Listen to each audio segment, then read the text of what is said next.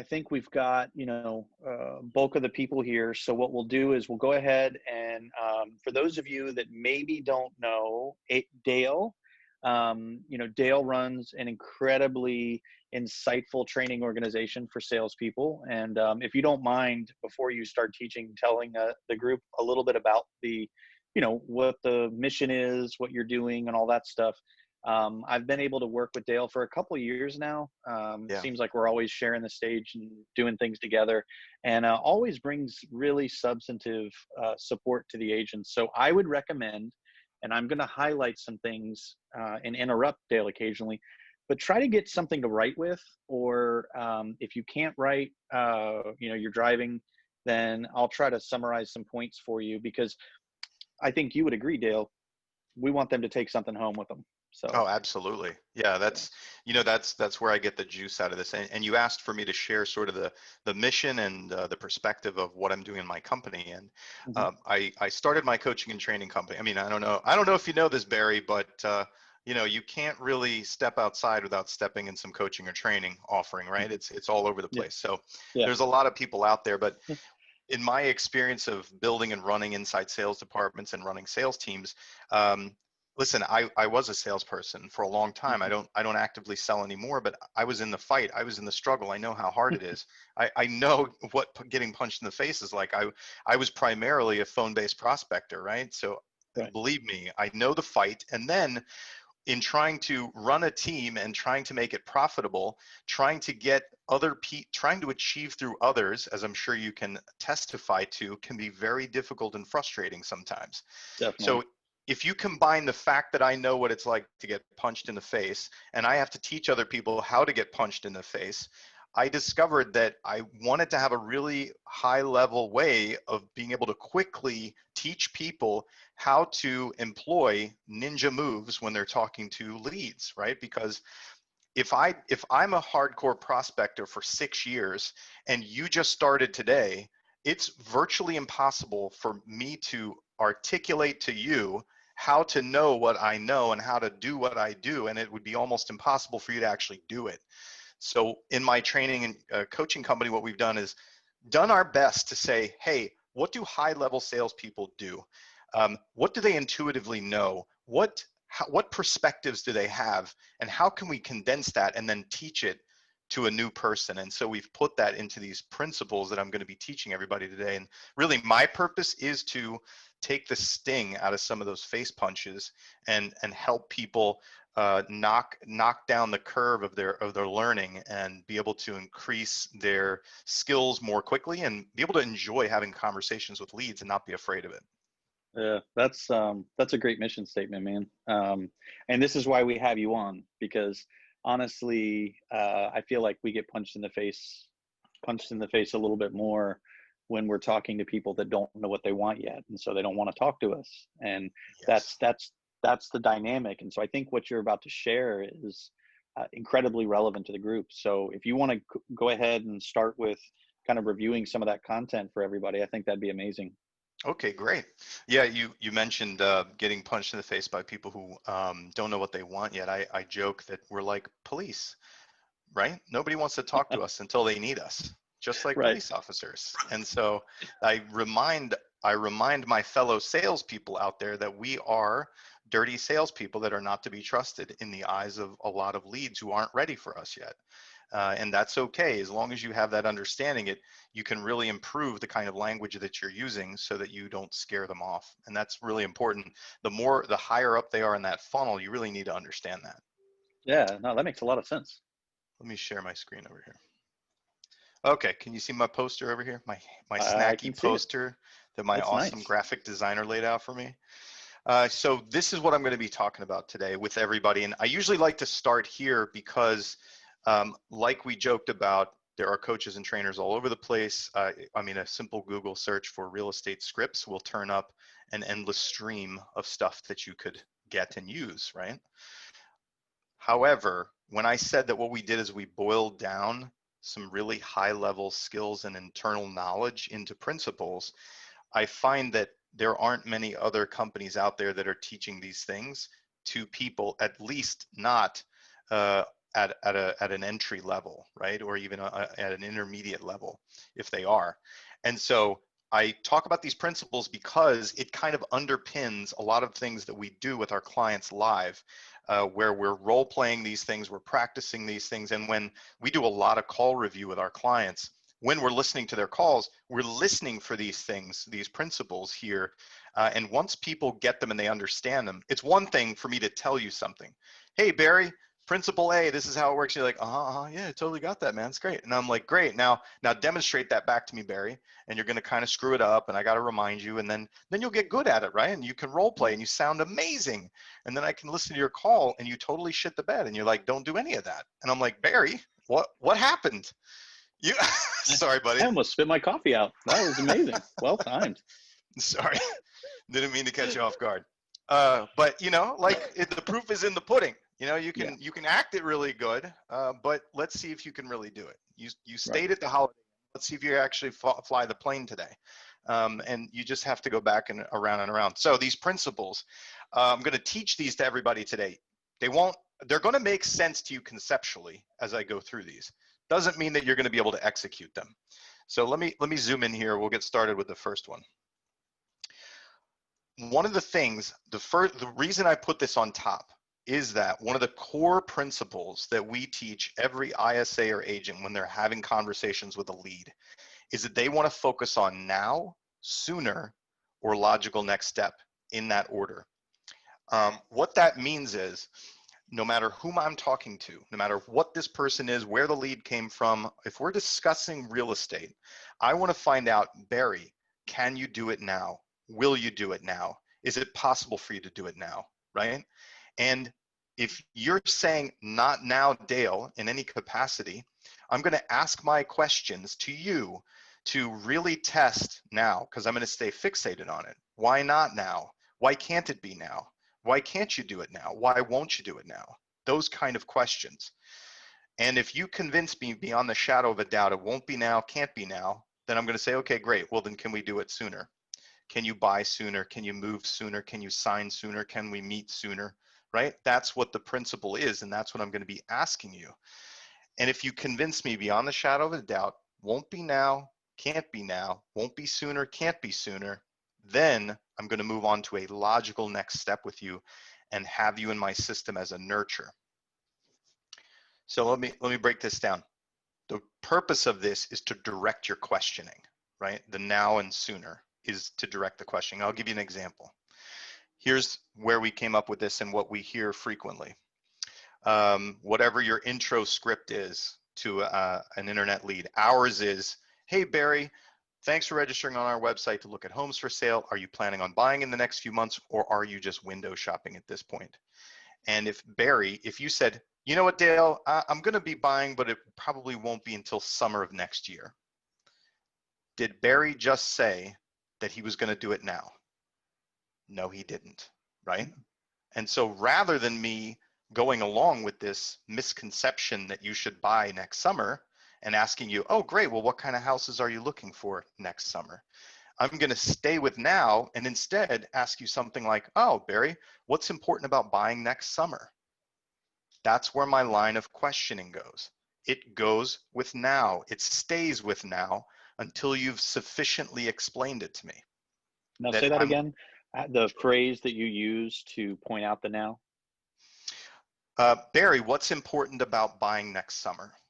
What's important about buying next summer? So by asking them to tell you why they're waiting, you're effectively working towards why they aren't doing it now. Exactly. I'm not accepting next summer. So when we train with ISAs and agents and we hear that call, we hear the conversation, yeah, I'm going to be buying next summer. Okay, great. Where would you like to move to next summer? What kind of house are you looking for next summer? We immediately stop them. We say, you just violated now. You've just accepted that answer that they gave you, which is not now. And your line of questioning has to stay on now until they convince you. That's what the point is. And we do that with now, and we do that with sooner. Now let's move forward. We got that concept down, right? Hopefully the crowd listening is with us. Let's move to logical next step. Barry, if you and I had a nickel for every time we've heard, oh, okay, you're going to be buying next summer. I find out the who, where, when, why, what, and how much. Okay, well, you know what? I'll send you some properties and I'll follow up with you every month or so, just to see how you're doing. We would be rich people if we had nickels for every time that happened, right? Okay. Yeah. Now, that is not a logical next step. That is a threat. You have just threatened this lead that you are randomly going to call them with no value to see if you can sell them something sooner, right? Yeah. Yes. That is definitely a threat. You've just threatened your lead. So instead, a logical next step would sound like this. And I'm going to try to do this, but it can be a little bit lengthy. So Barry, just play along, be vanilla, pretty much say yes to everything, right? You're going to be buying So next be summer. normal. Okay. Be normal. So I've determined, I've gotten your who, why, when, where, what, and how much, right? I've gotten your full story, which we're going to talk about next. I've gotten the full story from you. I can't move you sooner. I can't make you buy sooner or move sooner. It's going to be next summer no matter what. Barry, next summer, so what are you thinking for next summer, Barry? Are you thinking of moving in, say, June or July? What would work for you? I would say around somewhere in the two of those. I mean, I don't have a hard and fast date. Okay, so if we were able to get keys in hand for you, say July 1st, would that work for your plans? Yeah. Okay, great. Well, Barry, I don't know if you know this, but here, in order for you to get keys in hand, it typically takes, somewhere between a month to a month and a half from when you find the perfect home to get through the mortgage process, inspections, and negotiations in order for you to actually get your keys in hand. Were you aware of that? I knew there was a lot involved, but I didn't know exactly how long. Yeah, so if it can take up to 45 days from when you find that perfect home to actually get your keys in hand, and you'd like to be moved in by, say, the 1st of July, that really means that you'd need to find that perfect home by, say, mid-May. Do you think that'd work for you? I don't see why not. Okay, great. And what we know also is that it typically takes our clients it takes them about a month of serious shopping before they find that perfect home. So if you need to find the perfect home by, say, mid-May, and it takes you about a month of shopping on average, we're talking like mid-April for you to really get out there and start seriously looking for that perfect home. Do you think that would work with your time frame? Yeah, I think so. Okay, great. And so if we need to get out there and start seriously shopping mid-April, when do you think you would like to meet with me so that we can lay out a good game plan to find you that perfect home and hopefully get you a great deal on it? I don't know. I'm pretty busy, with like the holidays and everything. Got it. Well, what do you say about like the 1st of April? Would that work for you? 2 weeks Yeah. before you got to start serious shopping? Yeah, I think so. Okay, excellent. So what I'll do is I'm going to put us in for the first week of April. We'll firm up that time a little bit, okay? Now, what I've done is I've just worked you backwards from the nebulous next summer. I nailed down the endpoint, and now I have logical touch points to talk to you about as I move forward, right? Because you and I both agreed that you should probably find your perfect home by mid-May. You should probably start serious shopping by mid-April. And you and I agreed that you'd want to meet with a professional to lay out a good plan by the 1st of April. I now have some very logical next touch points out there in the future with you, right? Right. Good. Now, because you're a sharp guy, you're going to say, yeah, Dale, that's great. But, it's November right now. So what are you going to do between now and April? Mm-hmm. Yeah? Yeah, no, absolutely. Because how are they going to remember us? Exactly. So now we've done logical next steps backwards. I've made myself a part of your process and actually expanded your process for you because you didn't really have a process before. Your process was buy a house next summer. That was the process. So we've expanded that, worked it backwards. We have touch points. Now I'm going to go forward. All right, Barry, great. Can't wait to meet with you the first week of April. Here's what I'm going to do. I have a Buyer Advantage program package that I'd like to send over to you. It explains a couple of the benefits of working with my company, some of the unique benefits that you can actually get as a buyer working with my company. I'm going to email that over to you. Do you think you could take a look at that today or tomorrow? I wouldn't be able to today, maybe tomorrow. Tomorrow, great. Here's what I'll do. I'll reach out to you on Saturday just to see if you had any questions about it. Some people are kind of curious about some of the additional benefits to working with us as buyers. I'll reach out to you Saturday and see if I can answer those questions, okay? Sounds good. Okay, great. Also, I'm going to take the criteria that you and I just talked about, and I'm going to set up a custom search for you and be sending those properties to you that you're actually wanting to look at. What I do is I'll follow up with you every 30 days or so just to make sure the criteria still fits and see if there's any changes I need to make. Okay? Sounds good. Good. Okay, so now we have just set some agreements. I'm going to send you something. You've agreed to review it. We've agreed that we're going to talk about it, and then we've agreed that we're going to talk every 30 days. Right. Going forward. All of this is all in your best interest, and none of it is a threat of a random phone call while you're standing in the aisle at the grocery store, right? Yeah, and it really organizes what normally is a very murky, process. Normally it's very you call them and, hey man, how you doing? Like it's like there's Right. not like clear, expectations. And also I think it diminishes our value because we're like fake friends. We're not really Right. their realtor. And I don't have time for my real friends. So this makes a lot of sense. Yeah, exactly. Okay, so that's a logical next step that you're going to do with somebody. And even, I've heard the trainees that we teach and put through this, even if you can get just the backwards part of it, your level of professionalism in your conversation with somebody just goes up enormously from I'll send you properties and just randomly call you at random times. Yeah, that makes a lot of sense. Good. Okay, now let's go on to discovery. I'm not going to belabor this one because hopefully everybody understands this. With every single phone call that you have, every single lead that comes in, the first time that you talk to them, you must get their full who, where, when, why, what, and how much. And I'm going to say that one of the most important things to get is the why. You have to get all of this information because of a couple of reasons. One, because it builds rapport between you and the lead and helps cement them to you. The other thing is we already established that we're salespeople and people don't want to talk to us until they need us, right, Barry? Yep. So if I can get Mr. Lead to give me his full story, Mr. Lead is going to be less likely to do it again with who?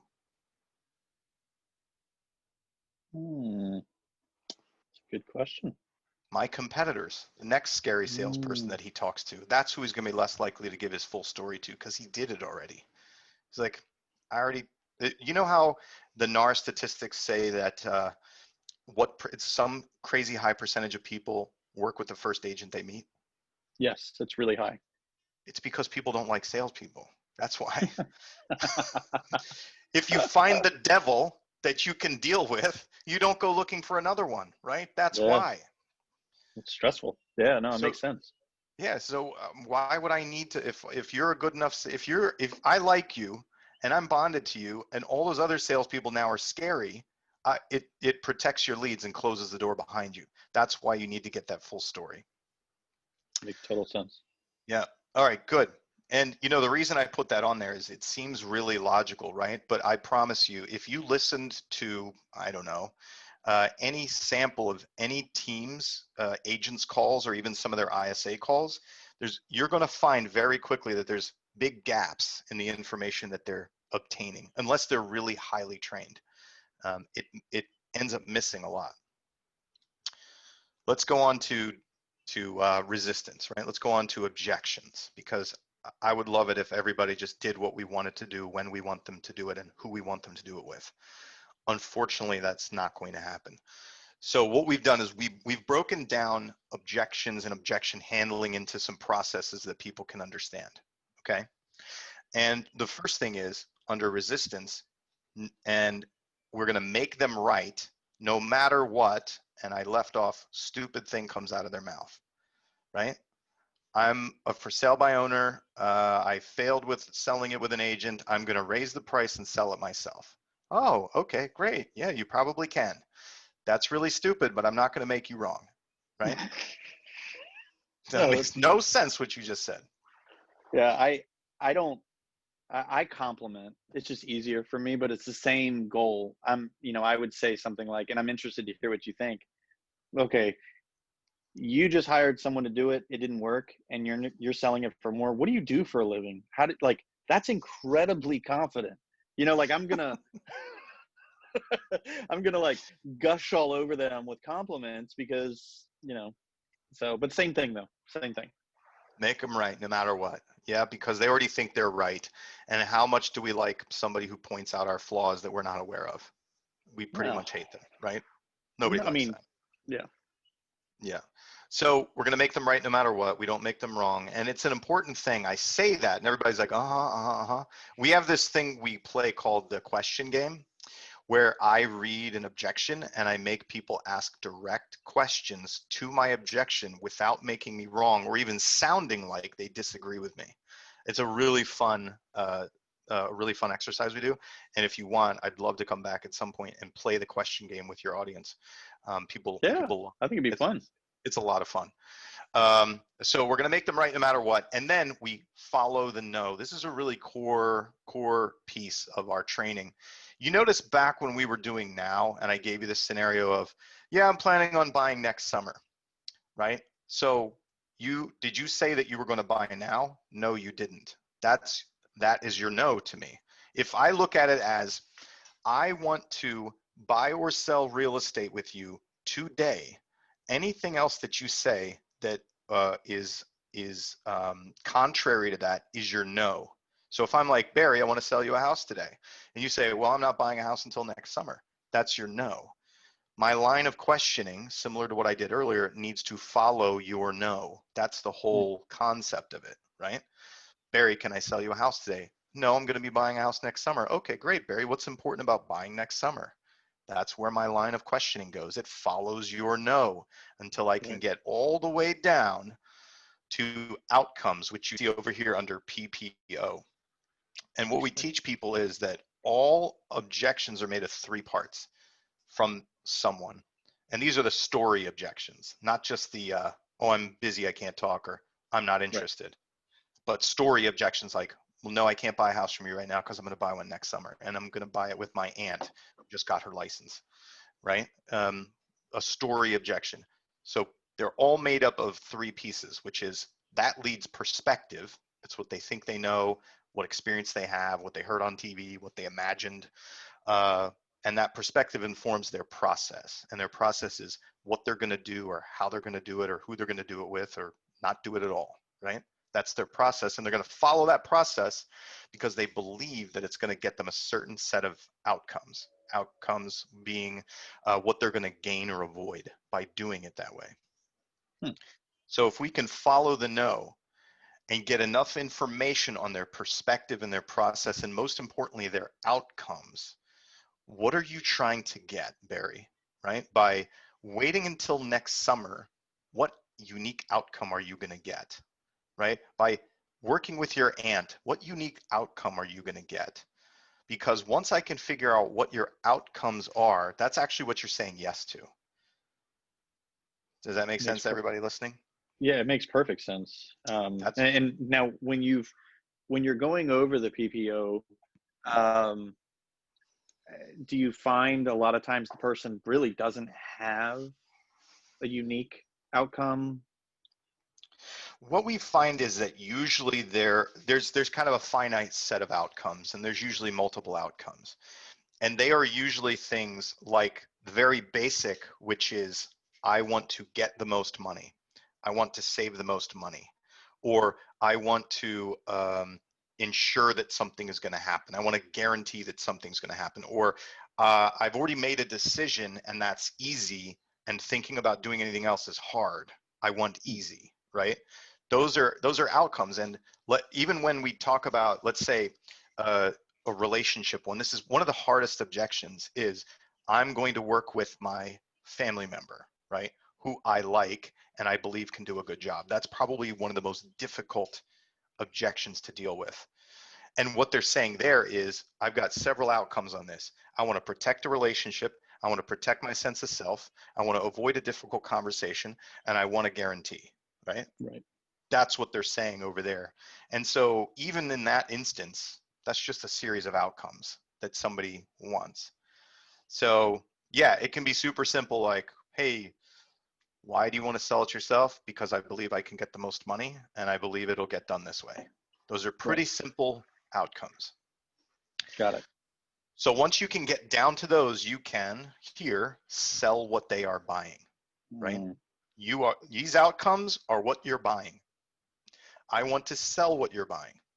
Let me give a demonstration of not selling what you're buying. Okay. Let's say, all right. let's use the instance of you being a for sale by owner, because it's easy to use this as a caricature, right? You Mm-hmm. want to sell your own house because you want to net the most money, and you want to control the process because you want to guarantee the outcome, right? Mm-hmm.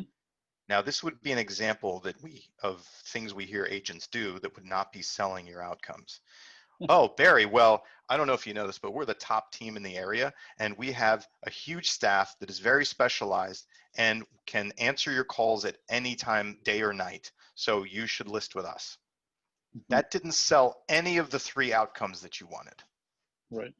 None of it. Had nothing. It sounded like a pitch that you might hear from some agent, but had nothing to do with the 3 things that you wanted, which is net the most money on my house, control the process, have a guarantee that it will sell. Right. So when you are selling what someone is buying, that's when you're on point and that close works the best for them.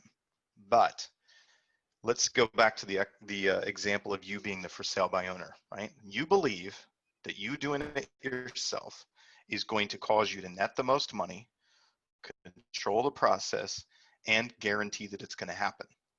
Even if I've been through Dale's training, or I'm a really good salesperson and I can package up, oh, Barry, well, our unique selling process virtually guarantees that you will sell your home for 5 to 7% more. I can collaborate with you so that you can be involved in the process, and we have a sell it or we will do it for free guarantee, right?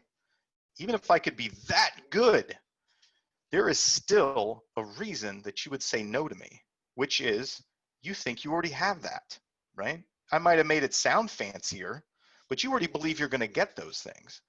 So if I have any hope of getting you to overcome and take the risk of the devil you don't know, I'm going to have to put my offer of more, better, cheaper, faster, easier on top of whatever I'm trying to sell you to get you to potentially consider me. And we teach people to do that. Very interesting. And then close. Any questions Yeah. about that?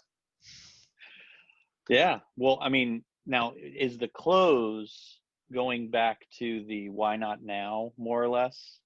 Like, is that The close is where where I figured out what you're buying, I've packaged it up, I've put a little more, better, cheaper, faster, easier on top, and then I ask you, would you consider that? Would you be interested in that? Is that something you'd like to know more about, right? That's your close.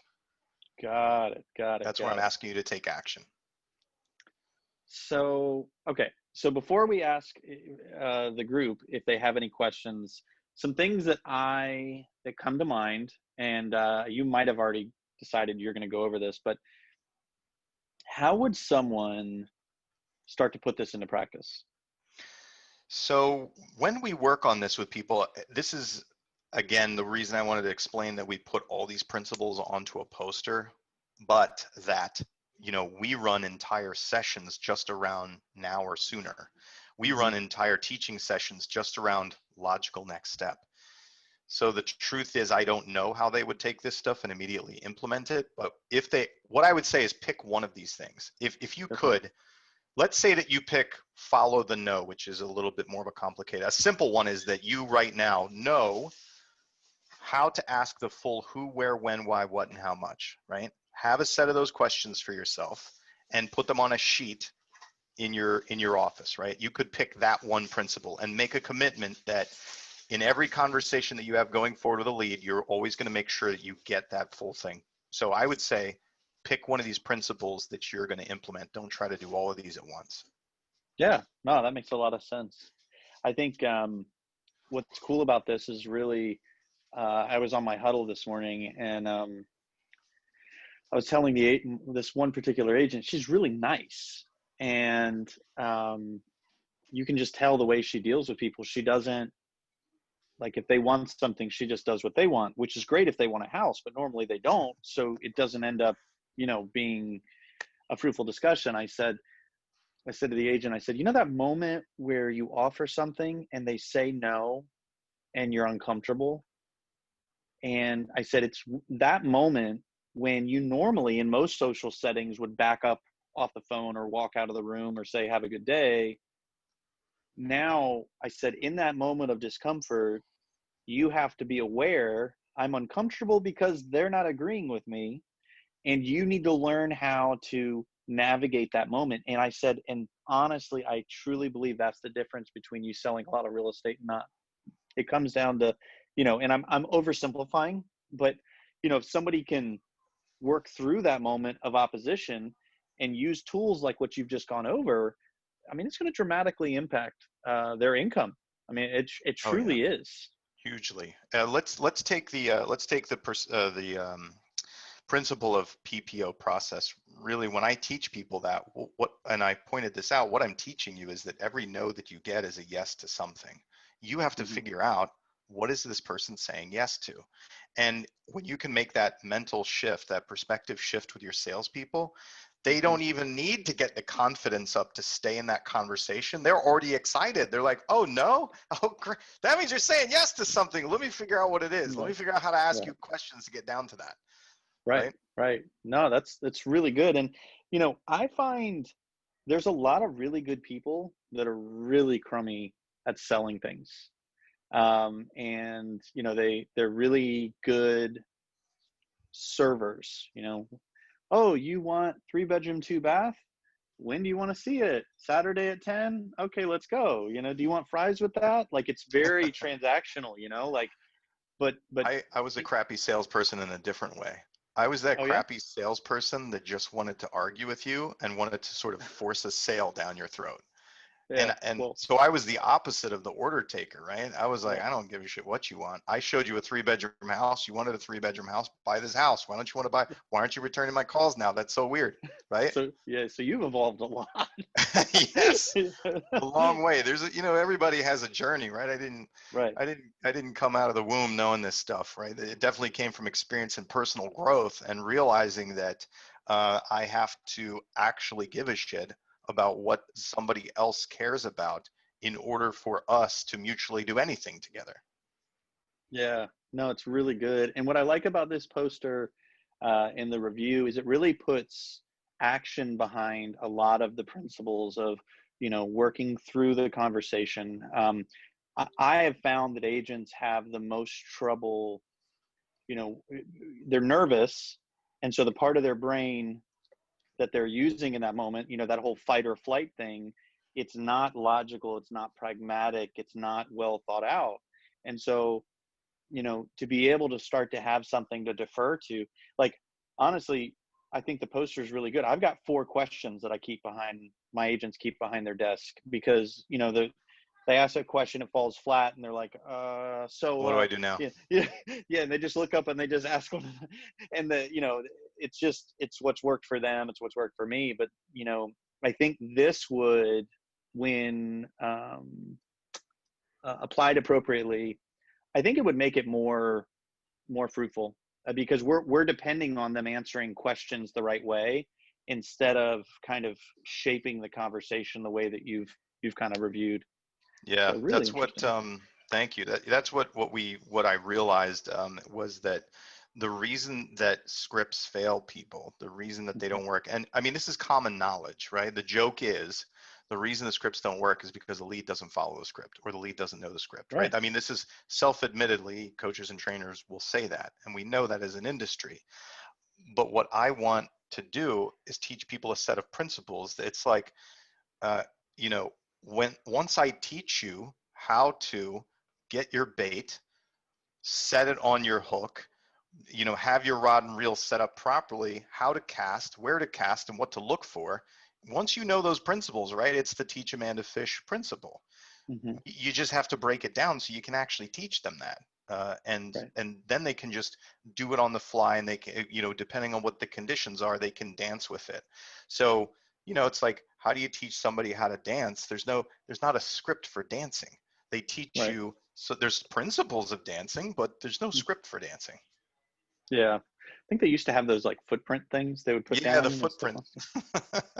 Right. Um, I think also something that teaching like this, and what I'm attempting to do by sharing these observations is helping those that are listening apply it into their business.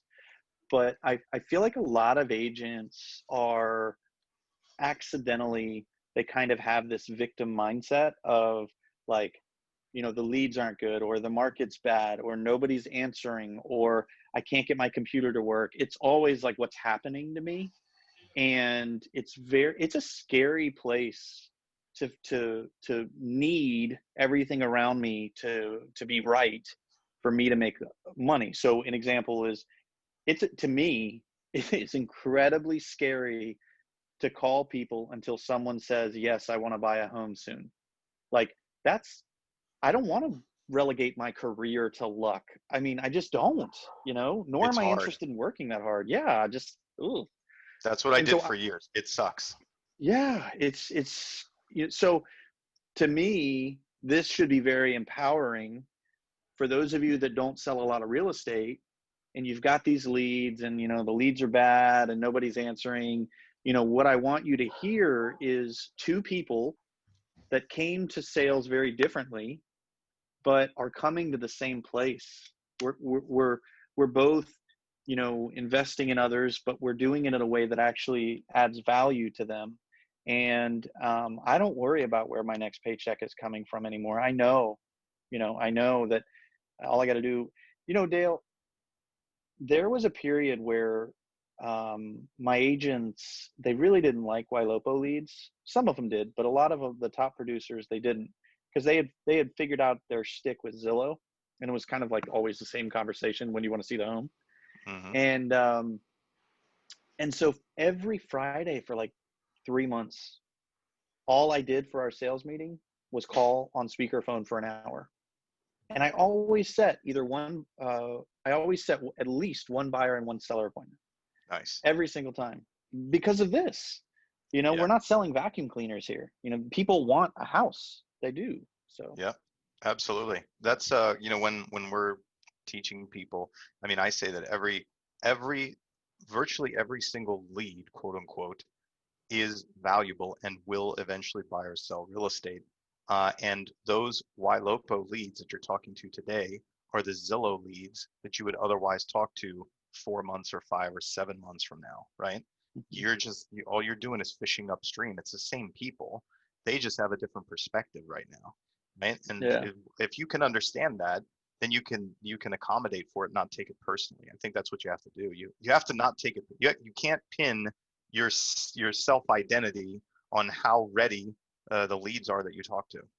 that's exactly right. And I and I also say in the same subject, when someone who cares a lot and doesn't want to bother the person, I'll tell them, I'm like, you don't care enough, because the whole Right. time you're thinking about yourself and how you sound dumb and they're not going to like you and you wish people would answer. It's me, me, me, me, me. If you were really wanting to help them, you would work through this difficult conversation and actually help them see that they're making a mistake by doing this on their own. They really are. Yeah. And man, talk about a brain flip. Like they just sit there for a while, like, because we get this self-righteous, like, well, I wouldn't want anyone to do that to me, so I'm not going to do it to them. And it's a total joke. So well, does anybody in those that are listening um, have any application questions for Dale, or anything that you're confused about? And if not, I would like those of you that are not driving and not at a MLS board meeting, I would like for you to share one thing you're taking away from this. And I found asking people to do this, it helps you figure out what you're taking away. Because if Oh not, yeah. you're going to be like, wow, Dale's really smart, but you didn't really like, Ben Mason you're wrote not, all of it. yeah, you're not taking anything with you, like, and that's important. So, okay, so we got a question, I think, all of it. Okay, I'm sure All of it. Dale, you appreciate that, right? Oh, of course. Thank you, Ben. The $50 is in the mail. So Ben, name one of the all of it's. Just name the first all of it that comes to your mind. First one. It could even be Dale's hair. Dale's hair. Awesome. Follow the no. Yep. There we go. That's excellent, Ben. Getting out of my own way. Wow, this is really, dude, they're listening. Look at this. That's got to feel good as a teacher. Yes, absolutely. Always get the who, where. Yeah, excellent, Allison. Absolutely important. I'm so happy about it. Yes, this is the juice for me, right? Why do we keep doing it? It's when it makes the impact. That's great.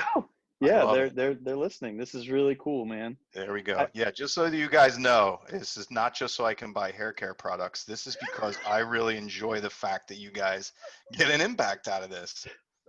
No, this is good, man. Every no is yes to something beautiful. I'm going to put that on a t-shirt or a coffee mug or a cat poster or something. Exactly. No, but I found the Ylopo community. Oh, another one, Courtney's. I love the 5 WHs. Who, where, So when, Courtney why, wants to know, can you give a few examples of follow the no questions? Absolutely. Definitely. I'm not going to buy until next summer. Great. What's important about buying next summer? I'm not ready to work with an agent. Oh, when will you be ready to work with an agent, right? I need to save up more money for a down payment. How much down payment do you think you need to have? Are you guys getting that? Oh, sorry, Barry, you muted. I'm typing that out. How much down payment do you? What's important about that? When will you? How much? I can give you the intros. Absolutely. How did you determine what's important? What's the benefit to? What is there an advantage to? How did you decide? Right? What's all of those kind of questions. And if you'll notice, there's one word I did not say. Why? None of those start with why, because why is confrontational. Oh, I was getting ready to say, why didn't you use the why? Yeah, because do not say why, because it's almost prying. Yeah, it is. It feels like they're prying. Because Ben, when you ask a question, do you lead up to it with a statement like, hey, we know you can change everything except the location, so tell me. Courtney, keep going, following. No. Ben's question is, when you ask a question, do you lead up to it with a statement like, hey, we know you can change everything except the location? So typically, if I'm going to use a leading statement, I'm using it to soften the question that's going to follow, right?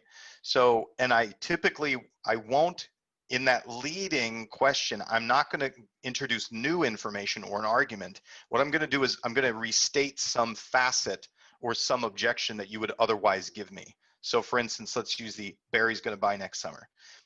And you've told me some additional information about it. Barry, I totally get that you'd prefer to wait until this other thing happens next spring before you buy next summer. But if the right home came up and you were really interested in it and it was the right price, would you consider moving forward sooner? I put a close in there, but in just talking about those statements, I used Barry's potential objection in my statement as a preface so that I negate it, so that he can't use that. Yeah, no, that makes a lot of sense. I think I'm more emotionally driven when I'm doing that, when I know that I'm about to ask something that's like, that I know might bother them or could be, the go-to for me is, look, I know you didn't wake up this morning and think, I'm going to go buy a house this weekend. I know that. Okay. So, but all that being said, that's I love that is definitely emotionally driven. I love that statement. It's the same concept, right? You're basically saying, I know you'd prefer to say no to me, but I know you have a reason to say no to me, and here it is. Right. And to me, I'm a 100% on the disc. I'm 100% I, and 100% S. Like, I'm not supposed to be in business. I'm supposed to be walking around Wow. hugging everybody. Like, I'm just, just like, And so I'm a DC, so I shouldn't be able to stop spinning shiny things at my house long enough to leave, right? That's the way I'm supposed to be. yeah, but we figured out how to make it work. We have figured out how to get along with it. Okay, so Connie's trying to engage this. She says, help me to understand why next summer is when you're thinking about moving. And then she says, is that what you mean? Something like that, yes, except I wouldn't lead with help me understand because it sounds like I don't agree with you. Mm. I would just take that phrase out, but you have the right concept. Where's she in chat? Here. Yeah, that's on the side on the chat. Yeah, Yep. yeah. So Connie, I would just get rid of help me to understand because that is not a supportive statement. You would say that to somebody that you think is an idiot and you just want to be nice to them. Yeah, Help I me can see understand me how you saying that came to up. my kid too. Help Like, me all right, help me understand. understand. Right, exactly. There's not a lot of positive connotation to help me understand.